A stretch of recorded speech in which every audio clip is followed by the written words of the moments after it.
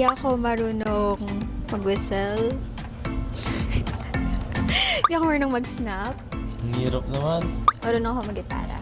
Ay, ito, sorry. Hindi ako marunong mag-whistle. Hindi ako marunong mag-snap. Hindi ako marunong mag-gitara. Hindi ka marunong mag-snap. Oo. Hindi. Diba? Wala. Hindi ako marunong sumayaw. Hindi ako naliligo. Tsaka... hindi ako matakaw. Yung hindi ka naliligo. Ang bungo-bungo niya eh.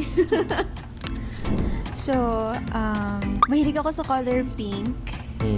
Crush kita. And galit ako sa aso. Crush mo ako, yun yung lie. Hindi, galit sa aso. That's the lie. Hindi ako galit sa aso. Ha? Yun yung lie. Hindi ako galit sa So, aso. crush mo ako? Oo.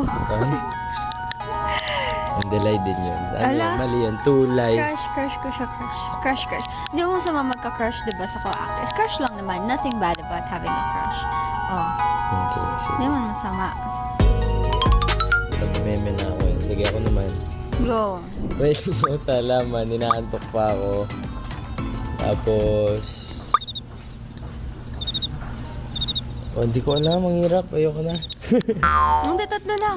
Kaya mo yan. Random. Like, kung ano na lumabas sa isip mo. Kahit, puti yung buhok ko sa ilong. Something like that.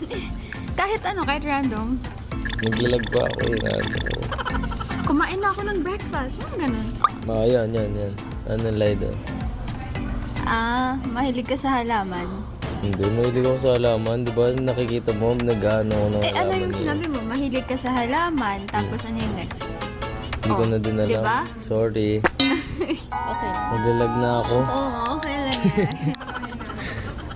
Inaantok. Kasi hindi ka na, totoo naman, inaantok ka. So, mahilig ka sa halaman, naantok ka, tapos kumain ka na. Lahat naman yung truth. Sabi ko hindi ako inaantok. Sorry. Joke lang, tama ka. Mali ako. Sorry.